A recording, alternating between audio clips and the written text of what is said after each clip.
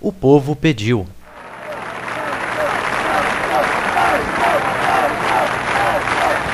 E o Papa Bento XVI abriu mão dos 5 anos de espera previstos no Código de Direito Canônico para abrir o processo de beatificação do seu antecessor, João Paulo II, a quem já chamou de santo mais de uma vez.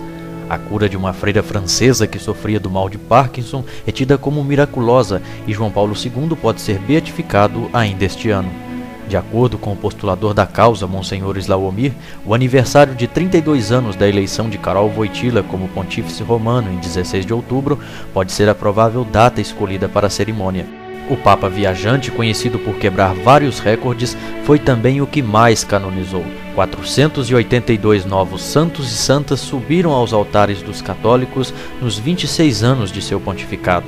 Na sua longa lista, João Paulo II não se esqueceu do Brasil. Em 2002 foi canonizada Madre Paulina, uma freira italiana que veio para o Brasil com apenas 10 anos. Mas a primeira pessoa nascida no Brasil a ter sua santidade proclamada pela Igreja foi o paulista Antônio de Santana Galvão, o Frei Galvão, canonizado durante a visita do Papa Bento XVI. Frei Galvão e Santa Paulina são os dois santos brasileiros mais conhecidos, mas engana-se quem acredita que eles foram os primeiros. E tem quem pense que Nossa Senhora Aparecida é brasileira, mas não é bem por aí. A Virgem Maria nasceu na pequena cidade de Nazaré, em Israel. O título de Aparecida, esse sim é específico do Brasil, e foi dado quando 3 pescadores retiraram das águas do rio Paraíba do Sul, em São Paulo, uma imagem enegrecida da santa. Para eles, a Virgem é Aparecida porque apareceu nas águas. Os primeiros chamados santos do Brasil foram os padres jesuítas Roque Gonzalez, Afonso Rodrigues e João del Castilho. Eles foram os primeiros evangelizadores das terras sul do Brasil. Os 3 foram mortos por um grupo de índios rebeldes à evangelização em 1628. Em 1570, um grupo de padres jesuítas liderados por Inácio de Azevedo, que vinham de Portugal com a missão de pregar o evangelho aos habitantes da terra de Santa Cruz, foram atacados e mortos por protestantes calvinistas. Na Europa e aqui, eles foram aclamados padroeiros e mártires do Brasil. O Papa Pio IX os beatificou em 1854. Humanamente falando, era uma catástrofe para a evangelização do Brasil, mas aos olhos de Deus, os mártires são os melhores evangelizadores. O martírio deu ainda muitos outros beatos ao nosso país ao longo dos séculos. Em 1645, os protestantes que ocupavam o nordeste do Brasil mataram 69 pessoas durante uma missa na cidade de Cunhaú, no Rio Grande do Norte. 2 meses depois, outras 80 pessoas eram assassinadas em Uruaçu por soldados holandeses. Entre eles estava Mateus Moreira, que ao ter o coração arrancado pelas costas, morreu exclamando: "Louvado seja o Santíssimo Sacramento". E nem as crianças escaparam do martírio. Em 1931, a jovem catarinense Albertina Berkenbrock resistiu a uma tentativa de estupro e foi degolada. Para a igreja, morreu defendendo a virtude evangélica da castidade. Albertina foi beatificada em 2007 por um representante da Santa Sé, um dia antes da cerimônia que tornou beatos o padre espanhol Manuel Gomes González e o coroinha gaúcho Adílio Daronchi.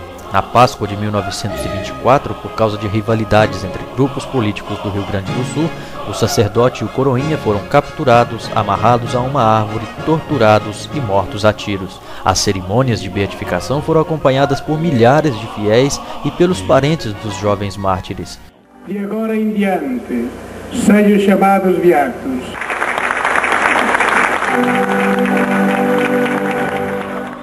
Poucos dias depois, na Bahia, outras 20.000 pessoas assistiram à beatificação da irmã Lindalva Justo de Oliveira. A freira foi assassinada por um dos internos de um asilo quando levava o café da manhã.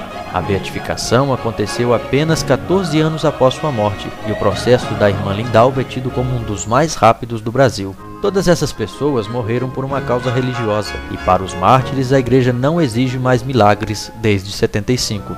Em 1983, o Papa Wojtyła mudou a lei e passou a exigir para a beatificação dos não-mártires apenas um milagre no lugar dos 3 exigidos no passado. Mas para que uma pessoa seja declarada santa, é preciso a comprovação de um segundo milagre. E foi o milagre da cura de um padre mineiro que tinha câncer na laringe na década de 60 que levou a igreja a beatificar o padre holandês Eustáquio van Leichem. O religioso trabalhou quase 20 anos em Minas Gerais e seu corpo está sepultado em Belo Horizonte. Também em Minas existem outros processos de beatificação em andamento. Um dos mais adiantados e famosos é o de Nhá Xica, conhecida como a Santa de Baipendi, no sul do estado. O processo dela está concluído desde 2007, faltando apenas o decreto do Papa para que a cerimônia possa ser marcada. Além dela, outros mineiros estão na fila dos candidatos aos altares. Padre Vitor Coelho, o mais famoso padre de Aparecida que ajudou a difundir a devoção à padroeira do Brasil, é um deles. E o padre mineiro Léo Tarcísio Moreira, conhecido como Padre Léo, que morreu vítima de câncer em 2007. Sabe a história daquele mineirinho que está dentro do avião, de repente começou a balançar o avião, balançar, explodiu um motor do avião, a turbina, todo mundo apavorado, ele lasteira. Nossa Senhora! Coitado do dono! A Arquidiocese de Mariana possui 2 processos em andamento. Um deles é do arcebispo Dom Viçoso e o outro é da jovem Isabel Cristina de Barbacena, que também foi morta aos 20 anos depois de resistir a uma tentativa de estupro na década de 80. E no ano que vem deve ser aberto o processo de beatificação de Dom Luciano Mendes de Almeida. Sem dúvida alguma, Dom Luciano já está sendo venerado como santo por muitos de nós. Para mim será uma graça se eu puder iniciar o processo de beatificação de Dom Luciano.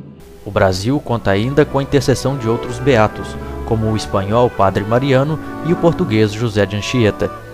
Em novembro será beatificada a madre austríaca Bárbara Marx, que veio para o Brasil em 1848, aos 30 anos, e aqui fundou hospitais e congregações. A cerimônia de beatificação vai acontecer em Porto Alegre.